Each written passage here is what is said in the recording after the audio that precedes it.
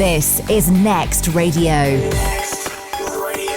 With Broadcast Bionics, innovative solutions for creative people. Hello, it's great to be back at Next Radio. Last time I was on the Next Radio stage, I was just getting into the flow of my what was then my new job at the BBC, which is representing the BBC in Southern and West Africa, helping audiences there get access to BBC journalism. And today, I spend about a quarter of my working time in Africa. That's me. Not this Africa, not the David Attenborough Africa, but this Africa. This Africa, this Africa, and this Africa. So between now and lunchtime, I'm going to share some interesting stories about radio stations I've come across in Africa. Plus, just for you, we shall have a singer live on stage. Now, Next Radio, of course, means a demanding audience, and you'd be expecting some good material. So I have here some extremely good material. This is the finest cotton print straight from Ghana. It's quite a lot of it here, actually, and I really want to unfurl this so you can see it properly, but there's too much for me to handle. So could I have a volunteer from the audience to help me unfurl this, please? Anyone going to put their hand up and volunteer? There's a lady here. Yeah? Oh, well done. Thank you so much. Round of applause, please.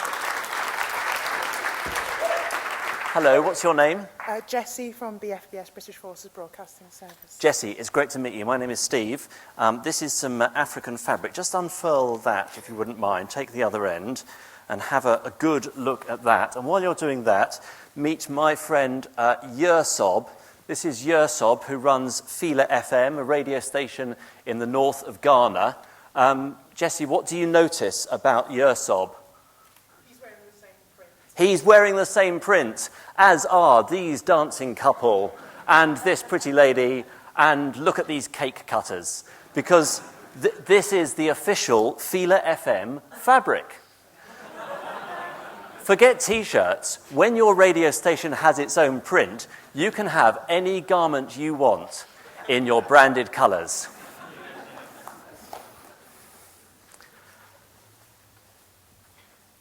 Stand by. Now, Jessie, would you like to just come over here a second? Because I'd just like you to try something. Take this fabric and, no, come over here. I did promise you a singer on stage. And take a seat there. You know how to work this, don't you? What? No. That's the pre-fade. Take level there. And if it all goes wrong, just hit next. Okay. No, don't worry. You don't have to... You don't have to do that, because we have a professional tailor here. Ladies and gentlemen, please welcome from Bijou Creative Design and Tailoring, Zila.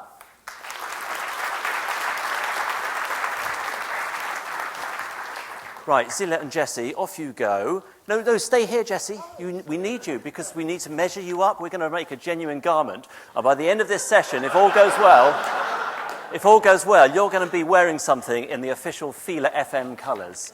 Right, while they're doing that, I'm going to take you on a quick tour of some places in Africa. First of all, to the Gambia, the only country in the world shaped like that. It may have fewer than 2 million inhabitants, but the Gambia still has 4 mobile phone networks. Really competitive market.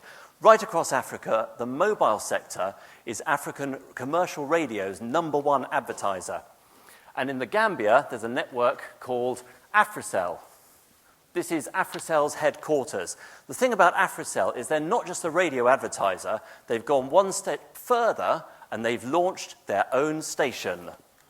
Business Index. Call al 180 wala 181 put $3 per minute nga am number business bi nga sohla ak sa Africell line bi rek. Africell Business Index. 107.6 FM, Afri Radio.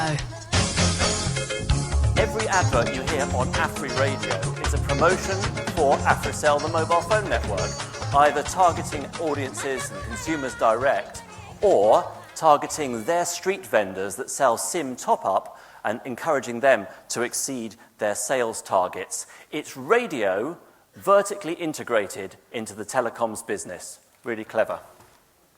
Next, I'm going to take you to the north of Ghana now. Have a look at this scene here. There it is. Now, let me tell you what's going on here. This is actually a funeral in northern Ghana. And the interesting thing about radio is the people who are attending this funeral probably heard about it on the local radio station. This is my friend Rigobert, who runs the radio station, Radio Freed. And Rigobert explained to me that traditionally, news of a death and the funeral arrangements would be conveyed by people on bicycles around the local area. But his radio station has changed all that. Good evening. May I have your attention for this evening batch of social and public announcement? First in English.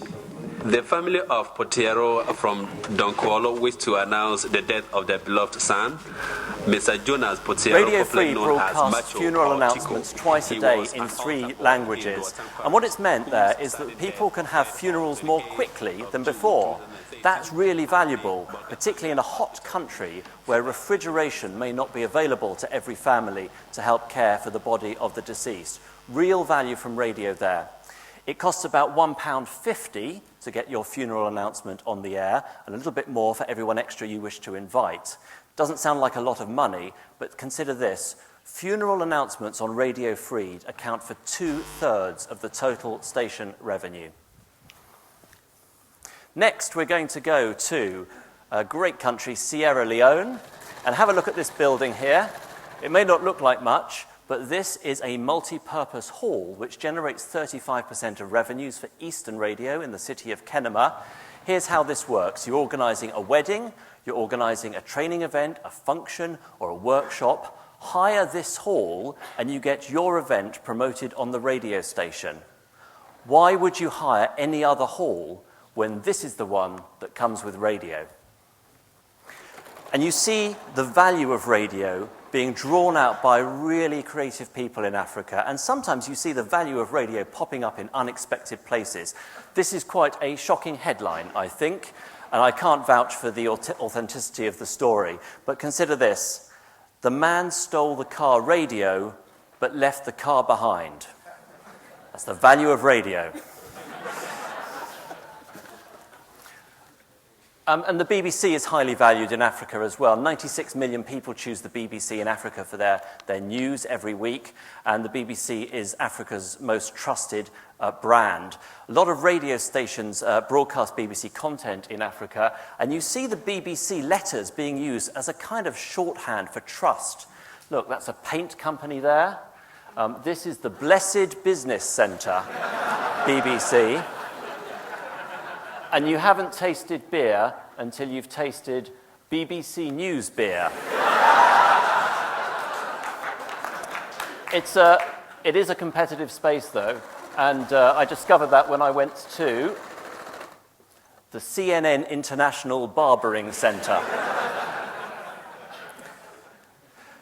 But as I say, radio stations broadcast BBC content in Africa a lot. Why do they do that? Well, let's hear from one of my clients back in Ghana who will explain. Well, to start with, my audience. A good segment of my audience likes programs from BBC. So they've been yearning for that, they've been asking for that, and that also happens to be part of the niche market that I'm serving. A program from the BBC sits well in our schedule, in our programming lineup. The world events, world news, the major stories that happen, I could never have had it if I didn't have the BBC on my station.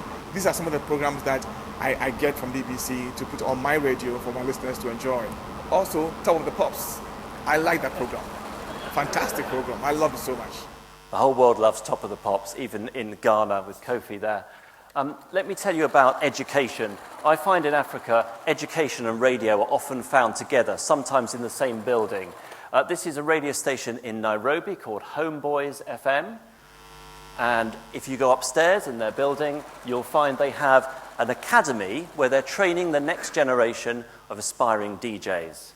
In Sierra Leone, Galaxy is a radio station upstairs, and then downstairs they have a college, and they're teaching journalism, they're teaching media studies and IT.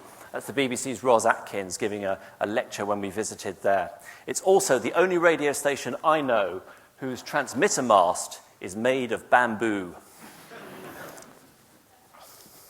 Finally, let's go to Liberia. What's this man doing? Well, I'll tell you, he's spraying dye on unprocessed rubber to stop it from being sold illegally in the market. Because this is Firestone's 120,000-acre plantation where the raw rubber comes from. 23,000 staff work there. They live in the plantation with their families, and that's what they create. That's the raw rubber that goes on to make all kinds of things, from tires to surgical gloves to anything rubbery you might come across.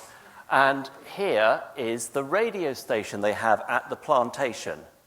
And let's hear a little bit of its output.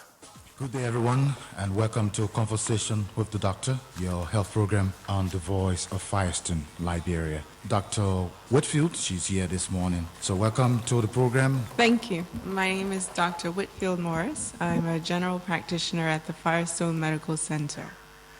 This is the radio station that broadcasts at the plantation, and it has a lot of healthcare programming, including my favourite show, the Daily Sanitation Hour. And that's all about improving the hygiene standards in the plantation. You could say it is your plantation sanitation station. But seriously, it has improved the standards of health in the plantation, and it's improved the output and the profitability of the business. A really imaginative way of getting extra value from radio. So why am I telling you all this? Well, it keeps us busy while they're making a garment, but also I think it demonstrates to me how enterprising people in Africa are finding really imaginative ways to get value out of radio. And I think there's something a bit deeper as well, and it's this, that no matter what people need most in life, radio often has something to give. Thank you.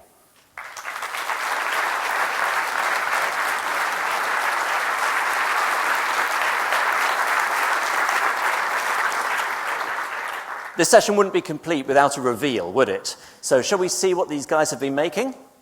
Yeah. Okay, please. Oh. They're in the fitting room. They're in the fitting room. It's going to be great. Can I just nip over some questions? Yes. What's kind of quite interesting is how radio is a part of their business rather than it being the business. Yeah. And how much of that comes from necessity or not having a lot of historical background to really think about it? Well, I think the mobile phone example in the Gambia is really interesting because the mobile phone company was spending a lot of money advertising on other radio stations. By launching its own station, it's been able to pull back some of that advertising and create a space which has all the energy and attractiveness of a mass market music station, but is solely devoted towards serving the business needs. I think we're ready for a reveal. Okay. Okay, please welcome back. Oh, well, look at this. Round of applause, please. Thank you. You're fantastic. Fantastic. Thank you so much. Well, I'm going to get a photograph of this and we'll take it and send it back to my friend Yersob in Ghana. He'll be delighted. And also, thank you very much, Zila. And also thank you to Steve Martin. Thanks, Steve. Really funny, really interesting, quirky guy, and made you think as well. One of the great things about all the stuff that we're hearing today is that whether you're a big national brand or whether you're a little local station, there's something to use. And it's just really useful because it focuses on the ideas. It's just insightful, really insightful and inspiring. This is Next Radio. With Broadcast Bionics, innovative solutions for creative people.